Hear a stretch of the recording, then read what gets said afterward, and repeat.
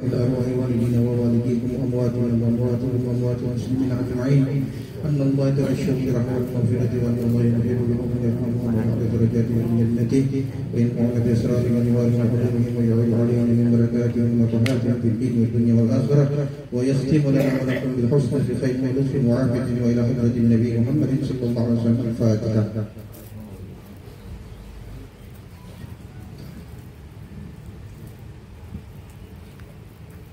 Bismillahirrahmanirrahim. Assalamualaikum warahmatullahi wabarakatuh. Waalaikumsalam. Alhamdulillah. Alhamdulillahilladzi 'allama al-insana ma lam ya'lam. Asyhadu an la ilaha illallah wahdahu la syarika lah wa asyhadu anna Muhammadan 'abduhu wa rasuluhu wa la nabiyya ba'dahu. Allahumma salli wa sallim wa karrim 'azim wa syarrif ala habibika wa rasulika wa nabiyyika Muhammad ibn Abdillah wa ala alihi wa sahbihi wa mawalah ma ba'd. Yang saya hormati pembina kerukunan Bugis Bitung, para ketua, pengurus dan anggota-anggota yang saya muliakan yang dirahmati Allah. Alhamdulillah, ini kali kedua saya diundang di tempat ini. Tentu sebelum kita buka tanya jawab, saya memberikan materi kurang lebih sekitar 5 sampai 7 menit. Ketika kita berbicara tentang sholat, pasti kita berbicara tentang ibadah pokok atau disebut dengan ibadah makhluk. Nah, tahukah kita seperti apa sholat dalam pandangan hukum Islam dan menurut ulama? Mari kita lihat definisi sholat dulu menurut bahasa. Yang pertama, as-salah bimakna yaswan nara. Sholat itu dari segi bahasa artinya api yang menyala. Sholat dalam bahasa Arab artinya api yang menyala. Definisi atau ta'rifnya menurut ulama mengatakan as-salatu muftatahatun bitakbir wa muftatamatun bitaslim. Salat itu diawali dengan takbiratul ihram dan ditutup dengan salam kiri. Bisa dipahami? Itu arti salat menurut bahasa dan menurut definisi atau istilah. Mengapa salat menurut bahasa artinya api yang menyala? Orang yang melaksanakan dengan rutin salat wajib, maka dia berusaha untuk menghindarkan dirinya dari ancaman api neraka yang menyala. Berarti orang yang salat jauh dari api yang menyala. Bagaimana caranya seorang muslim menjauhkan dirinya dari api yang menyala? Maka ulama mengatakan as-salatu muftatahatun bitakbir. Salat yang dimaksud itu mulailah dengan takbiratul ihram dan tutuplah dengan salam kiri. Berarti antara takbiratul ihram Allahu Akbar sampai dengan salam ada gerakan-gerakan tertentu dan ada ucapan-ucapan tertentu. Maka ulama membahagi 3 hukum yang ada di dalam salat itu. Yang pertama disebut arkanus salat, rukun salat. Bila seorang muslim meninggalkan rukun ini satu saja dari 15 rukun, maka batal salatnya dan wajib diulangi. Hukum yang kedua yaitu disebut dengan ab'adus salat. Apa itu hukum ab'adus salat? Bila seorang muslim di waktu salat meninggalkan sunnah-sunnah ab'ad, maka tidak perlu mengganti salatnya, cukup dengan sujud sahwi. Hukum yang ketiga yang ada di dalam salat disebut dengan hayatus salat. Apa itu? Bila seorang muslim mengerjakan salat dan ada satu hukum di dalamnya, yaitu hayatus salat, dia tinggalkan, maka tidak perlu membongkar dan mengulangi salatnya, tidak perlu melaksanakan sujud sahwi, cukup sesudah salam kiri dia mengucapkan astagfirullahaladzim. Saya paham, Pak? Saya tidak ingin menjelaskan yang Rasulullah itu, karena kita sudah sering dengar dan sudah sering kerja. Itu dari segi bahasa dan istilah serta hukum yang dikandung oleh salat, baik itu wajib ataupun sunnah. Soal waktu pelaksanaan, awqatus salat, waktu-waktu salat, kita sudah tahu kalau salat lima waktu itu sudah tahu waktunya, kapan mulai, kapan berakhir. Tapi untuk orang-orang tertentu, waktu salat ini mungkin bisa menjadi masalah bagi dia. Maka ulama membagi tiga bentuk waktu salat. Yang pertama disebut dengan ada'us salat, salat tunai. Yang kedua qada'us salat, salat qada. Dan yang ketiga i'adatus salat, mengulangi salat. Yang pertama ada'us salat, salat tunai. Apa yang dimaksud salat tunai? Yaitu kita mengerjakan salat wajib mulai dari awal salat itu sampai berakhirnya waktu salat itu. Duhur dimulai 11.56, berakhir 5 menit sebelum jam 3. Nah, itu namanya kita kerjakan di waktu itu. Itu dibagi dua lagi. Ada orang kerjakan di awal waktu, ada orang kerjakan di pertengahan waktu, dan ada orang kerjakan menjelang berakhirnya waktu. Itu disebut sholat tunai. Ada salat. Ada orang tidak bisa kerjakan sholat tunai, sholat wajib tunai. Misalnya dia terjebak macet di jalan, ya, terjebak macet di jalan, dan tidak memungkinkan dia untuk mengerjakan sholat di dalam mobil sebab dia belum wudhu dan tidak bisa keluar dari mobil sebab antrian dia itu panjang, traffic. Maka dia yakin bahwa saya tidak bisa kerjakan maghrib kali ini tunai. Maka segera dia niatkan untuk mengqadha salatnya. Nanti jam berapa dia tiba di rumah, segera ambil wudhu, kemudian kerjakan sholat yang sudah masuk waktunya. Misalnya sampai di rumah sudah jam 8 malam, ya, kerjakan sholat isya karena itu waktu sholat isya. Sesudah salam segera berdiri dengan niat mengqadha sholatnya maghrib yang tadi tidak sempat. Bisa difaham, Pak? Itu disebut qada'us salat, mengganti sholat yang tidak bisa dikerjakan. Berarti ada alasan syariah. Yang ketiga, i'adatus salat, mengulangi sholat wajib. Yang bagaimana itu mengulangi sholat wajib? Contoh, karena begitu banyak pelanggan yang belanja di toko dan ini tidak bisa dikasih tinggal, ini bahaya. Maka contoh ketika waktu asar, pelanggan tidak bisa, tidak ada orang pengganti untuk jaga kasir. Misalnya, ternyata waktu duhur sudah mau habis, waktu duhur. Tiba-tiba dia bilang, ini masih bisa ini, ambil waktu sebentar. Dia wudhu, dia sholat duhur di penghujung sholat duhur, di penghujung, ya. Waktu dia sudah takbir Allahu Akbar, sholat duhur itu baru 1 atau 2 rakaat sholat duhur di penghujung akhir duhur, tiba-tiba terdengar azan asar. Maka teruskan sampai 4 rakaat sholat duhurnya, jangan dibubarkan sholatnya.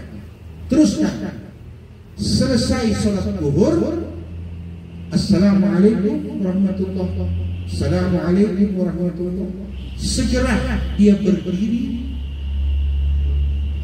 untuk mengerjakan sholat asar yang sudah masuk. Bisa dipahami? Segera dia laksanakan sholat asar karena sudah azan asar tadi. Berarti sholat duhurnya yang tadi terbagi dua waktu. 2 rakaat masuk di akhir duhur dan 2 rakaat masuk di awal asar. Maka ketika dia selesai berdiri qamat kerjakan sholat asar, sesudah itu dia disunnahkan mengulangi sholat duhurnya yang tadi. Sunnah hukumnya itu disebut i'adatus shalah, mengulangi sholat sunnah. Terus bagaimana Ustaz seandainya saya tidak mau kerjakan i'adatus shalah? Apa sah sholat saya yang duhur tadi yang cuma 2 rakaat di akhir? Maka apa kata Nabi dalam hadis riwayat Ibnu Majah, man adraka rak'atan min adh-dhuhri, siapa yang mendapatkan 1 rakaat saja dari akhir sholat duhur, faqad adraka duhur, dia telah mendapatkan kesempurnaan sholat duhur. Jadi paham? Nah, saya pikir cukup. Kalau ada pertanyaan diserahkan. Itulah tadi penjelasan awal dari Pak Ustaz. Ini lebih menarik. Tanya tentang sholat itu tidak pernah habis untuk ditanyakan. Ada yang mau mulai atau kayak MC lagi? Belum.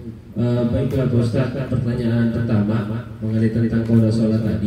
Mungkin di masyarakat awam kita persepsinya mungkin beda-beda. Misalkan tadi kita melakukan kegiatan duhur lewat, asar lewat, maghrib lewat, nanti tiba di isya, misalkan jual pakan, mobil pakan di jauh itu begitu. Jadi apa yang kita lakukan tadi Pak Ustaz jelaskan bahwa kita ambil sholat isya, baru kita tarik lagi maghrib, begitu kan? Atau kita tarik lagi asar, kita tarik lagi duhur, atau seperti apa? Apakah runutannya duhur dulu, asar dulu, maghrib atau isya? Terus kalaupun kita lakukan itu misalkan 3 waktu, melompat terlalu banyak.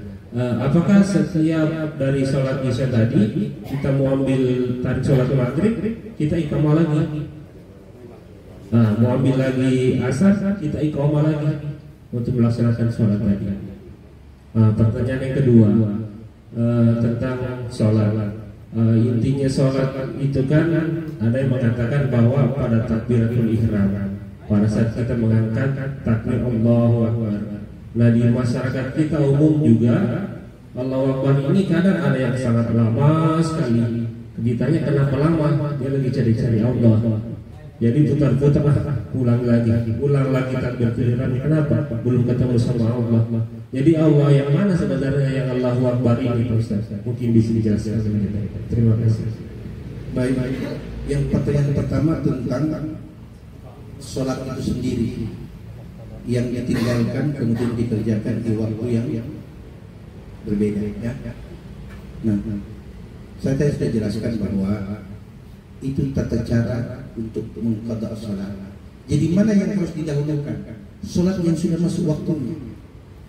Karena waktu yang sudah berlalu sudah tidak dikerjakan lagi di situ. Duhur kan sudah lewat, sudah masuk asar. Kerjakan dulu asarnya, baru kerjakan qada'nya. Oke, bisa dipahami? Nah, ada yang mengatakan boleh tidak saya kerjakan duhur lagi? Nah, itu berarti Anda mengerjakan sholat duhur waktu asar. Kan gitu. Sedangkan itu waktu awalnya masuk sholat asar.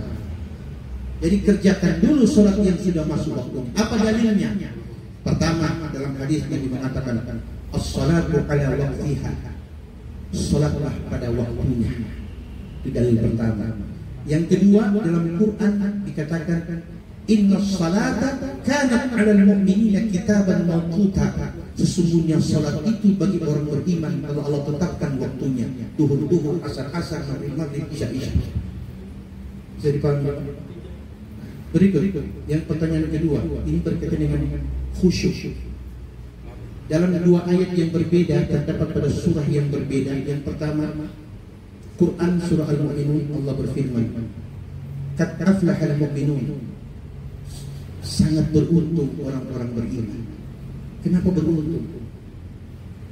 Ayat kedua mengatakan, "Alladzina hum fi sholatihim khashi'un." Orang itulah orang-orang yang ketika sholat khusyuk. Itu jelas. Di surah dan di ayat yang lain Allah mengatakan, "Fawailul lil musallin." Celaka mereka yang sholat. Ada kan begitu ayatnya? Yang satu mengatakan beruntung mereka yang sholat khusyuk, dan yang satu mengatakan celaka mereka yang sholat. Mari kita lihat di mana letak khusyuk itu. Khusyuk itu dilakukan sebelum dan sesudah sholat, bukan di waktu sholat. Di waktu sholat hanya dampak khusyuk yang ada. Anda mungkin kaget, kenapa begitu? Mari kita lihat definisi menurut Al-Quran. Sholat itu apa maksudnya? Allah mengatakan, "Inna salata tanha 'anil fahsya'i wal munkar." Sesungguhnya orang yang sholat, perbuatan keji dan munkar tidak mungkin dia kerjakan. Tapi ada orang sholat kerjakan perbuatan keji, munkar dan sebagainya. Itu yang menyebabkan sholatnya membawa celaka bagi dia. Ada tidak orang sholat suka dusta? Ada tidak orang sholat suka menyambung ayat? Ada tidak orang sholat suka main perempuan? Ya, apa itu sholat bisa mencegah dirinya dari perbuatan keji dan munkar? Sholat tidak membawa pengaruh apa-apa bagi hidupnya, maka sholat menjadi beban kecelakaan baginya. Jadi ketika orang sholat, perbuatan keji dan munkar jauh dari kehidupannya, itulah khusyuk. Karena khusyuk dalam arti bahasa Arab, al-khusyuk bermakna mutawaddid, tunduk kepada perintah dan larangan Allah. Itu sholat. Jadi jangan dimaknai sholat itu dicari-cari itu Allah. Allah tidak usah dicari. Tidak dicari pun, Allah dari dulu sudah ada. Kita kerjakan Allahu Akbar, nanti harus lihat Allah. Kalau Anda sudah melihat Allah, berarti Allah itu berbentuk seperti apa yang Anda lihat. Laisa kamitslihi syai'. Allah tidak serupa dengan apa yang Anda lihat. Yang paling gampang itu lafaz Allah muncul. Alif lam lam Allahu Akbar. Masa Allah cuma kecil begini? Jangan Anda lupakan Allah itu sebagaimana yang terbenak dalam pikiran kita. Allah tidak akan bersifat, tidak akan mungkin seperti apa yang kita bayangkan. Jadi bagaimana caranya? Rasakan kehadiran Allah, bukan melihat wujudnya Allah. Karena Allah sudah berjanji, kalian akan melihat wujud asliku ketika sudah di surga nanti, bukan ketika di dunia. Jadi ada kan orang kalau dia takbir begini, dia punya feeling semua baku lewat. Belum dapat dia, dia ulang lagi. Ya kan begitu. Tiba-tiba muncul Pajero. Aduh, kunci motor ada di dalam. Makin khusyuk, makin dicari, makin galau. Kenapa? Syaitan masuk. Dan itulah waktunya syaitan mengganggu orang sholat. Jadi makanya Ibnu Athaillah rahimahullah, seorang sufi dan ulama besar 700 tahun yang silam, dalam kitab Al-Hikam Al-Aqaiyah, beliau mengatakan begini, mengatakan ucapan, zayyinu a'malakum bil ma'asi wa la tuzayyinu nafsaka bil ta'ah. Hiasilah amal-amal salehmu itu dengan maksiat, jangan kau hiasi dirimu dengan ketaatan. Kata beliau, hiasilah amal-amal salehmu itu dengan maksiat, jangan kau hiasi dirimu dengan ketaatan. Bingung tuh Pak? Saya juga bingung waktu pertama baca. Nanti setelah dengar penjelasan syarahnya baru saya paham. Astagfirullah.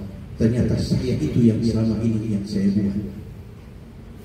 Apa itu? Dia mengatakan, hiasilah amal-amal solehmu itu dengan maksiat. Ternyata yang paling banyak berbuat maksiat batin orang yang sholat daripada orang yang tidak sholat. Saya kasih contoh. Kalau orang lagi main judi, kira-kira ada dia bicara tentang keburukan orang?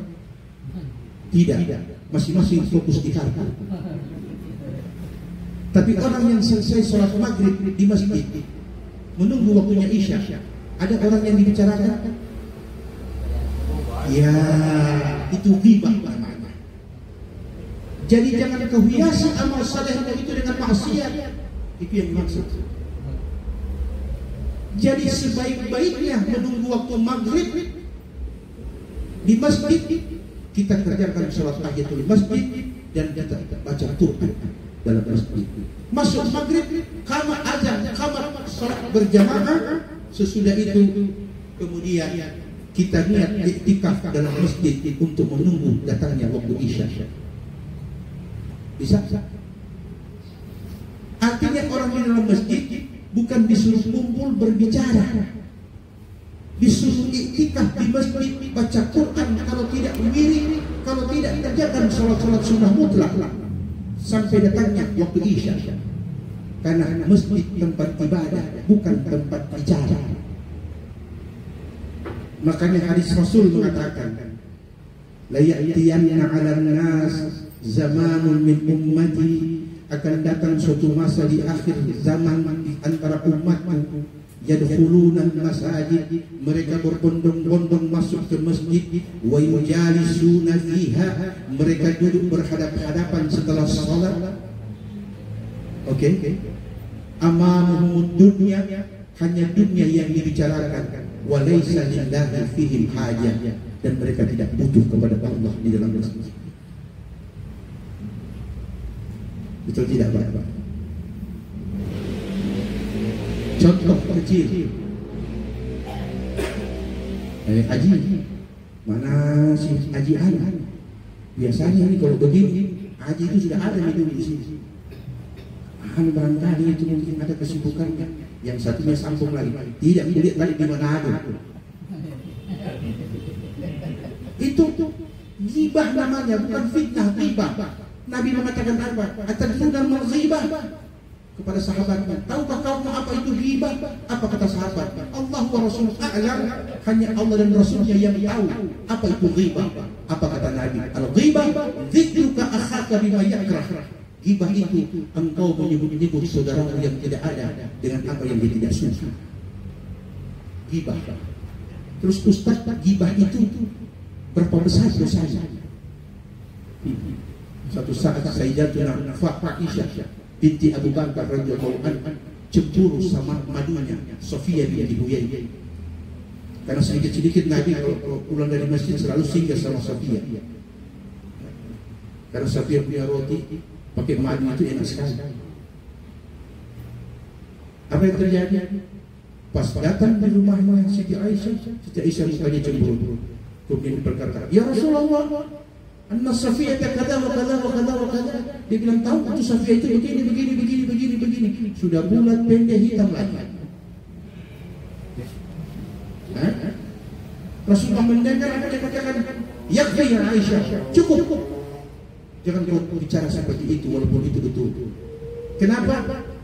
Seandainya ucapanmu tadi itu dicelupkan ke dalam lautan, dalam mazatatil bahar, kau lihat laut akan berubah warnanya karena dahsyatnya dosa ghibah. Apalagi fitnah. Jadi seyogianya orang yang masuk ke masjid beribadah kepada Allah. Bayangkan Pak, 24 jam kita diberi waktu Allah untuk cari nafkah di luar. Hanya 1 jam kita di masjid, itu pun dikumpulkan 5 waktu. Setiap waktu 10 menit. Masih kita ambil bagian lagi untuk urusan dunia di 10 menit itu. Kapan kita butuh kepada Allah? Makanya banyak orang berdoa di waktu sholat, doanya terpending, bahkan diblokir. Itu tidak. Doanya terpending dan diblokir. Rata-rata orang yang seperti ini ketika sholat selalu minta dua, minta aman dan minta rezeki. Baru urusan dunia dia bawa ke masjid. Kata Allah, kapan kau butuh kepada aku? Bisa dipahami? Jadi khusyuk laksanakan di waktu sebelum sholat dan sesudah sholat.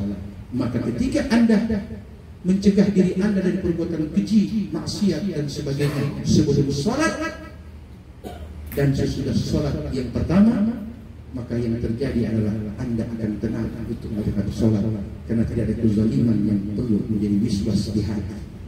Itu yang dimaksud alladzi yuwaswisu fi sudurin nas. Ya tak? Allahu Akbar. Tenang hati ini. Kenapa? Tidak ada maksiat yang berkaitan dengan orang lain. Sami'allahu liman hamidah. Allahu Akbar. Tenang gerakannya, tenang hatinya, batinnya pun ikut tenang. Itu khusyuk. Makanya kalau mau belajar tarekat itu dijelaskan, ada surat zahir, ada surat batin. Ada wudhu zahir, ada wudhu batin. Ada kiblat zahir dan ada kiblat batin. Oke? Ada imam zahir dan ada imam batin. Apa dan bagaimana bukan di sini tempatnya untuk menjelaskan. Takutnya gagal paham.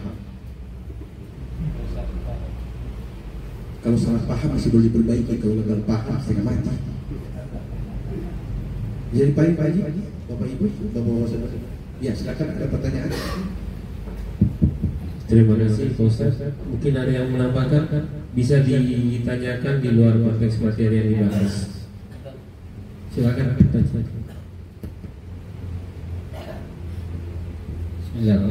Assalamualaikum warahmatullahi wabarakatuh. Yang saya ditanyakan Ustaz, karena kita ini rata-rata pedagang, jadi kadang subuh itu lewat. Jadi yang saya mau tanyakan, sampai di mana batasan kita masih bisa melaksanakan subuh itu, Ustaz? Kemudian yang kedua, ini agak dari tema Ustaz. Saya lihat di media sosial ada seorang ibu yang mencuci kaki ibunya, kemudian dia meminumnya. Apakah itu memang disyariatkan dalam Islam atau bagaimana? Kira-kira itu Ustaz. Assalamualaikum warahmatullahi wabarakatuh. Assalamualaikum warahmatullahi wabarakatuh. Baik, terima kasih.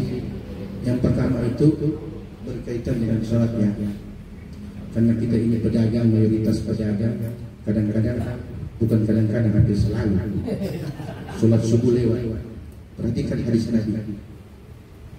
Man nama ala sholatin aw nasiyaha fal yusalliha idza dzakara fa inna dzalika waqtuha.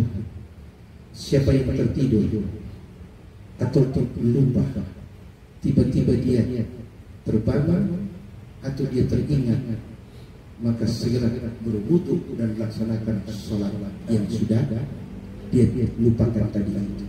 Itulah waktu yang Allah berikan kepadanya, kata Nabi. Artinya kalau yang betul-betul tertidur ya, karena tidur ada dua macam. Ada tidur dapat dengar azan tutup lagi. Ada memang biar orang bataria dia dapat dengar. Yang dimaksud itu yang kedua tadi itu. Orang bataria, orang pokoknya itu masjid tua besar-besar dia dapat dengar. Nah, itu yang dimaksud Nabi. Siapa yang tertidur, terlelap karena kecapean, kemudian tiba-tiba dia terbangun jam 7 pagi, maka jangan lihat jam, jangan lihat matahari, segera berwudu, itu syaratnya. Segera berwudu dan sholat subuh saat itu, dan tidak perlu mengulangi. Kenapa? Itulah waktu yang Allah berikan kepadanya, karena tertidur itu di bawah kekuasaan manusia. Oke. Untuk yang pertama, itu yang sudah pada itu lagi tidak masuk. Itu dia harus mengqadha salatnya. Tapi dengan catatan yang tertidur dengan yang lupa, jangan dibiasakan selalu seperti itu. Makanya perlu ada niat. Waktu kita tidur malam sesudah kita isya dan sebagainya, niatnya ya Allah, semoga saya dapat melaksanakan sholat subuh. Itu niat perlu, karena niat itulah yang akan menjadi dasar. Ketika kita lewati waktu, niat sudah mendahului sholat. Jadi apa? Berikut itu cuci kaki dan sebagainya.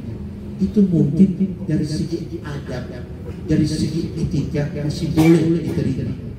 Tapi dari segi agama, bukan cuci kaki itu yang menyebabkan dosa gugur kepada orang tua, tapi baktimu kepada orang tua, perhatianmu kepada orang tua, cintamu kepada ayah dan ibumu, itulah yang menggugurkan dosa dan rahmat Allah kalau kau undang datang dari langit.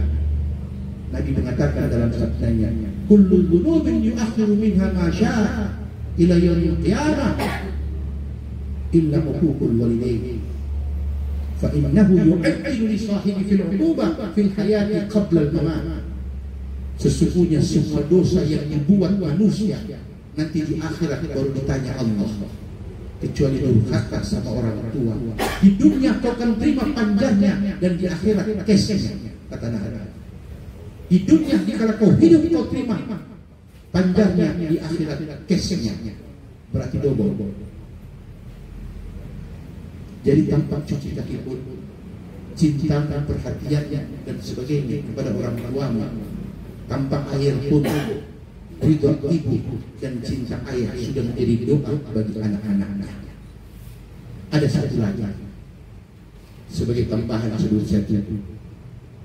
Pernah mendengar Quran mengatakan, Rabbana atina fid dunya hasanah wa fil akhirati hasanah wa qina adzabannar. Pernah baca ayat itu dalam Al-Quran? Bapak Pak Haji, ibu-ibu, saudara-saudara sempat pernah baca di waktu salat doa itu? Doa ini sangat terkenal. Namanya doa apa? Doa satu jaga. Ada yang belum hafal? Coba angkat tangan, kita mau cari tahu. Artinya apa Pak? Rabbana atina fid dunya hasanah wa fil akhirati hasanah. Artinya itu, ya Allah, datangkan. Itu atina itu artinya datangkan. Ya Allah, datangkan kepada kami kebaikan di dunia, dan datangkan pula kepada kami kebaikan di akhirat, dan hindarkan kami dari ancaman siksa api neraka, di saat neraka dunia dan di saat neraka akhirat. Bisa dipaham? Karena ayat tadi berbunyi dunia dan akhirat, berarti neraka itu dipahami ulama dengan dua arti, neraka dunia dan neraka akhirat. Nah, mari kita lihat. Kalau kita ingin rezeki kita dibuka oleh Allah di dunia, maka minta ridha dan doa ayah. Ada hadisnya. Nabi mengatakan, salah satu da'awatun mustajabah la syakka fihi. Ada 3 doa yang sangat mustajab dan kau tidak perlu ragu diterima Allah.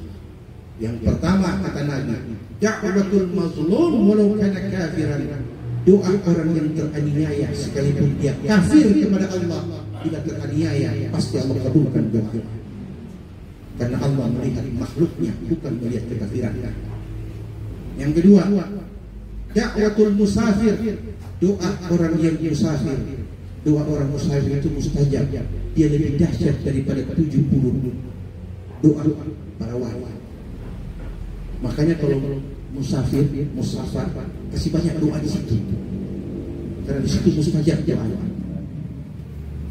Itu kedua. Yang ketiga kata Nabi, da'watul walidi ala waladihi. Doa ayah kepada anaknya. Ulama mensyarah hadis yang dimaksud doa ayah kepada anaknya 2. Yang pertama tentang urusan dunia, yang kedua tentang ridha Allah di akhirat. Jadi kalau mau kita punya usaha baik Pak, lancar, ada berkahnya, lakukan 2 hal. Pertama, kasih keluar zakat dulu. Itu syarat. Baru yang kedua, minta ayah mendoakan kita. Karena ayah berkaitan dengan rezeki dunia. Jangan minta doanya ibu. Kalau urusan rezeki, jangan minta doanya ibu. karena doa ayah ini mustajab untuk urusan rezeki sebagaimana hadis ada. Tapi kalau sudah berkaitan dengan urusan akhirat kelak nanti, jangan berurusan dengan bapak. Minta ridhonya ibu. Itu sebabnya Nabi mengatakan al-jannatu fi rijli ummikum. Yang populer al-jannatu tahta qadamil ummahat. Sesungguhnya surga itu di bawah tumitnya ibumu. Surga. Jadi kalau mau dapat hasanah fil dunya, hasanah fil akhirah, minta ridhonya ayah dan doakan agar engkau dimudahkan rezekinya. Dan ketiga berurusan dengan surganya Allah, minta ridho ibumu dan doakan keselamatan di akhirat. Baru wakina adzaban nar. Neraka dunia kita tidak dapat, neraka akhirat pun Allah jauhkan. Wabillahi taufiq wal hidayah. Assalamualaikum warahmatullahi wabarakatuh. Anggotanya itu sempurna. Ada memang buta huruf. Ini di luar buta bentong. Ini di luar daripada sholat berjamaah. Kalau sholat berjamaah kan biar kita kajian saja ikut imam kan mewakili. Yang jadi masalah sholat sendiri kau tidak tahu bacaannya. Tapi ada beberapa ulama, khususnya Sulawesi yang mengatakan bangsa, kamu tidak tahu sholat, gampang. Apa dapat gampang? Cuma 3 dapat persyaratan. Pertamanya, kedua al-fatihah, terakhir ini tahiyat terakhir. Jadi yang lain itu sunnah. Jadi pertanyaan sah menurut itu Ustaz. Itu sah. Kalau sah berarti Allah terima. Jadi semua tolong diuruskan. Apakah itu seperti itu memang tidak tahu? Boleh-boleh saja atau bagaimana Ustaz? Terima kasih Ustaz.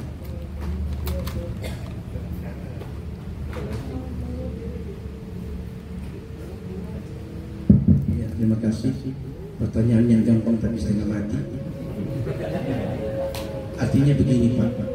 Tadi saya sudah pertama jelaskan tentang 3 hukum yang dikandung dalam sholat, yaitu rukun sholat, abad sholat, dan baiat sholat.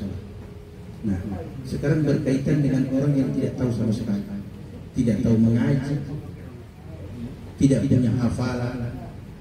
Katakanlah biar Fatihah dia tidak tahu. Oke, katakan dia tidak tahu. Tapi apakah semua orang tidak punya niat? Apakah semua orang tidak bisa, tidak punya niat? Berarti disyaratkan di situ minimal ada niatnya untuk sholat. Walaupun kau tidak tahu Fatihah, tidak tahu semua, yang kau cuma tahu niat.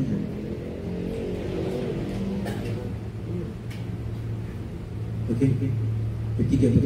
Makanya kenapa perlu ada sholat berjamaah disebut dengan sunnah muakkadah, supaya bagi yang tidak banyak hafalannya, tidak banyak bacaannya, sempurna sholatnya, karena semua diaminkan dan dimulai oleh imam. Makanya imam mesti orang yang tahu. Jadi kalau ada orang yang tidak tahu mengaji, tidak tahu semua, masih banyak sholat berjamaah. Saya punya jamaah di Pasar Tua, sudah almarhum kesian. Beliau ini sudah usia 70-an lebih waktu itu. Sama sekali kan tidak tahu, dia mengaji tidak tahu, tapi tidak pernah tidak sholat berjamaah. Suatu saat sebelum meninggal beliau tanya sama saya, Pak Ustadz, saya ini begini dulu waktu begini. Kesimpulannya dia tidak tahu apa-apa. Tapi saya bilang, Anda tidak tahu apa-apa. Tapi saudara selalu sholat berjamaah di masjid di waktu, maka itu sudah sempurna sholat. Karena mudah sudah belajar sudah 70 lebih Pak. Sedangkan cucunya ada yang lupa namanya. Nah, bagaimana sudah menghafal lagi? Tapi subhanallah waktu dia meninggal, ini pengalaman. Waktu mau meninggal, dia tidak mau minum obat. Cuman saya tidak bilang, mana Pak Ustaz? Nah, saya waktu itu ada kegiatan aja. Ditanya, Pak Ustaz mana? Belum ada. Jadi anaknya turun ke rumah sampai berapa kali ke rumah. Terakhir waktu saya datang sudah jam 10 malam, datang anaknya. Itu bapak itu begini. Saya pergi lihat. Waktu pertama saya sampai, saya kasih salam, assalamualaikum. Beliau jawab, waalaikumsalam. Pak Ustaz tolong peluk saya. Ketika saya peluk dia, tiba-tiba keluar dekat di telinga saya kalimat la ilaha illallah. Selesai. Orang yang tidak tahu Fatihah, tidak tahu hukum salat, tapi wa yakhtimu lahu bil husna fi khairin wa lutfi bila ilaha illallah. Jadi ukurannya la yukallifullahu nafsan illa wus'aha. Allah tidak membebani seseorang kecuali apa yang dia sanggupi. Dia cuma sampai situ kesanggupannya, dan itu pun takdir Allah untuknya. Jadi itu sebabnya tadi mengatakan innallaha yanzuru ila innallaha la yanzuru ila ajsamikum wala ila suwarikum walakin yanzuru ila qulubikum wa a'malakum. Allah tidak melihat rupa dan bentuk, tapi Allah melihat apa yang ada dalam hatimu dan apa yang kau kerjakan sesudah itu. Yang ada di hati cuma apa? Niat untuk sholat, tapi tidak ada pengetahuan tentang sholat. Tapi dia buat sholat itu walaupun tanpa pengetahuan. Maka itu yang Allah lihat. Bisa dipahami? Jadi bagi yang tidak punya kemampuan, mungkin itu jawabannya. Bagi yang punya waktu, tetap harus belajar. Tetap harus belajar. Karena tidak boleh sholat pakai bahasa Bugis. Bisa dipahami Pak? Barangkali itu Pak. Terima kasih Pak Ustaz. Masih ada barangkali di belakang? Pak Haji di belakang? Belum ada? Kalau belum ada terang tutup jauh atau Pak Haji Batiar? Belum Haji Lemah? Baik. Silakan. Sebelum kita tutup terakhir, saya ingin jelaskan dulu untuk menyempurnakan tentang bagaimana kita mendapatkan ketenangan di waktu sholat. Soal khusyuk itu nanti kembali kepada penjelasan pertama. Ini soal tenang, soal. Dalam Quran surah Al-Maidah ayat 6 Allah berfirman, "Ya ayyuhalladzina amanu idza qumtum ila shalah faghsilu wujuhakum wa aydiyakum ila al-marafiq wamsahu bi ru'usikum wa arjulakum ila al-ka'bayn." Sampai di situ dulu ayatnya, panjang ayatnya. Hai orang beriman, bila kau hendak melaksanakan sholat, maka basuhlah wajahnya dan kedua tanganmu sampai ke sini, serta sebahagian atau seluruh kepala, dan kedua kakimu hingga ke mata kaki. Cuma berapa itu? 5. Yang pertama, bila kamu hendak, berarti niat. Yang kedua, basuh muka. Yang ketiga, cuci tangan sampai ke sini. Yang keempat, sebahagian kepala atau seluruhnya. Yang kelima, kaki sampai ke mata kaki. Cuma 5. Ulama katakan tambah 1. Apa itu? At-tartib. Harus berurutan, tidak boleh kaki dulu baru kaki. Ya, berarti at-tartib itu masuk rukun wudu. Ulama lain mengatakan tambah 1 lagi, jadi 7. Apa itu? Al-muwasalah, harus sambung menyambung, tidak boleh saya cuci tangan dulu baru ambil begini baru sambung lagi mengangkat. Baru begini, tidak boleh. Harus satu menyambung, muasal. Jadi ada 7 rukun wudu. Yang lainnya sunnah, cuci tangan, berkumur-kumur, hidung, telinga, sunnah, dan doa. Nah, kenapa harus dimulai dengan apa? Mencuci muka, kemudian tangan sampai ke situ. Karena tangan ada 2 perintahnya, ada sunnah dan ada wajib. Apa itu? Yang sunnah membasuh kedua tangan. Yang wajib sampai ke siku cucinya. Bisa dipahami? Membasuh kepala ada 2. Yang satu sunnah, yang satu wajib. Yang sunnah boleh sebahagian. Yang sunnah boleh seluruhnya, dan yang wajib minimal sebahagian. Bisa dipahami? Mencuci kaki ada 2, wajib dan sunnah. Yang wajib mencuci kaki sampai ke mata kaki. Oke? Yang sunnah tidak sampai ke mata kaki tidak sah, bukan sunnah lagi. Karena disebutkan ilal ka'bain sampai ke mata kaki. Kalau dia lebih makruh. Kenapa makruh? Berlebih-lebihan. Kata Nabi, sekalipun kau berwudu di tengah lautan, jangan kau berlaku boros menggunakan air. Ini berwudu di lautan kan? Jadi paham ini? Nah, yang saya mau jelaskan adalah dalam kitab Al-Fiqhul Madzhab Arba'ah, dalam kitab fikih 4 mazhab yang disusun oleh Al-Imam Abu Rahman Al-Jaziri, beliau mengatakan itu sebaiknya para imam-imam mazhab mengatakan, baik Imam Abu Hanifah, Imam Malik, Imam Syafi'i, Imam Ahmad, ada doa membasuh wudu. Apa membasuh anggota tubuh? Karena apa? Dalam Quran Allah mengatakan, kullu ulaika kana anhu mas'ula. Setiap bagian-bagian tubuhmu akan ditanya oleh Allah. Dalam ayat yang lain Allah mengatakan, al-yawma nastim ala afwahihim wa tukallimuna aydihim wa tashhadu arjuluhum bima kanu yaksibun. Hari ini, di hari pengadilan Allah, mulutmu kami tutup, tanganmu berbicara dan kakimu bersaksi. Berarti ulama bilang ada doa di sini. Waktu kita mencuci tangan, ini tangan dua, Bismillahirrahmanirrahim, walhamdulillah ala ni'matil iman wal islam, asyhadu an la ilaha illallah wa asyhadu anna Muhammadar Rasulullah, Allahumma salli wa sallim ala sayyidina Muhammad. Itu doa membasuh tangan. Ketiga berkumur-kumur, Allahumma a'inni ala tilawatil Quran wa dzikrika wa syukrika wa husni ibadah. Ya Allah, bantulah mulutku ini agar pandai membaca Quran-Mu, pandai berzikir dan selalu mengingat kepada Engkau dengan ibadah yang baik. Ketiga membasuh hidung, kita ucapkan doa, Allahumma arifni raihatal jannah wa la tarhani bi raihatin nar. Ya Allah, hidung yang membasuh ini, baulah dia dengan bau surga, jangankanlah bau dari api neraka jahanam. Ketika kita akan membasuh muka, kita berniat dengan ucapan, nawaitul wudu'a li raf'il hadatsil asghar fardan lillahi ta'ala.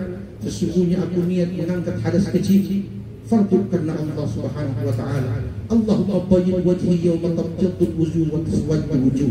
Ya Allah, putihkan mukaku di hari kiamat dan jangan kau hitamkan, karena di hari kiamat ada wajah yang kau putihkan karena amal saleh dan ada yang kau hitamkan karena dosa. Ketika membasuh tangan sampai ke siku, kita ucapkan yang sebelah kanan, Allahumma atini kitabi biyamini fahsibni hisaban yasira. Ya Allah, berikan kitab amalku nanti di hari akhir dengan tangan kanan aku menerimanya, dan hitunglah amalku sebaik-baik hitungan. Ketika membasuh tangan kiri sampai ke siku, kita ucapkan, Allahumma la ta'tini kitabi biyasari wala min waraihi. Ya Allah, jangan pernah kau biarkan tangan kiriku ini mengambil kitab amalku, dan jangan pula dari arah belakangku, karena itu mendatangkan bencana bagiku. Ketika dia membasuh kepala, dia mengucapkan, Allahumma azilni tahta zilluka yawma la zilla illa zilluk. Ya Allah, kepala yang dibasuh ini naungi ia di bawah naungan arsy-Mu. Di hari ini tiada naungan kecuali naungan. Dan ketika dia mencuci telinganya, dia mengucapkan, Allahumma ja'alni minal ladzina yastami'una al-qawla fayattabi'una ma ahsana. Ya Allah, jadikanlah kedua telinga yang dibasuh ini hanya yang baik yang dia dengar dan perbuatan baik yang dia laksanakan. Ketika membasuh sampai ke mata kaki sebelah kanan kakinya, dia mengucapkan, Allahumma tsabbit qadami 'ala sirat yawma tazilu fihi al-aqdam. Ya Allah, kokohkan dan mantapkan kakiku di jembatan Shiratal Mustaqim, karena di hari itu banyak kaki yang tergelincir karena dosa. Dan ketika dia membasuh sebelah kiri sampai ke mata kakinya, dia mengucapkan, Allahumma ja'al dzamban maghfura wa sa'yan mashkura wa tijaratan tabura. Ya Allah, jadikan segala sesuatu itu syukur sebagai akhirnya, dan semua apa yang dilakukan kebaikan sebagai akhirnya. Sesudah dia ucapkan itu, disunnahkan menghadap kiblat, kemudian dia mengucapkan doa, Allahumma ja'alni minat tawwabin. Ya Allah, jadikan aku orang yang suka bertaubat kepada Engkau. Wa ja'alni min ibadika salihin. Jadikan aku termasuk hamba-hamba-Mu yang saleh. Wa ja'alni minal mutahhirin. Dan jadikan aku orang yang senang dan suka bersuci. Atini kama ataita ala ibadika salihin. Ya Allah, berikan kepadaku kebaikan sebagaimana itu Kau berikan kepada hamba-hamba-Mu yang saleh. kemudian dia masuk ke masjid, sholat tahiyatul masjid, sesudah itu sholat jabriyah dan sebagainya. Saya tanya, kalau sudah seperti itu wudunya, bagaimana takbirnya? Ketenangan. Bisa dipaham Pak? Berkali demikian. Assalamualaikum warahmatullahi wabarakatuh.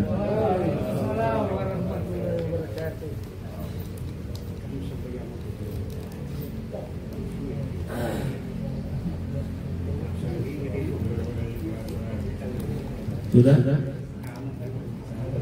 Begitu dulu Kang. Cabut.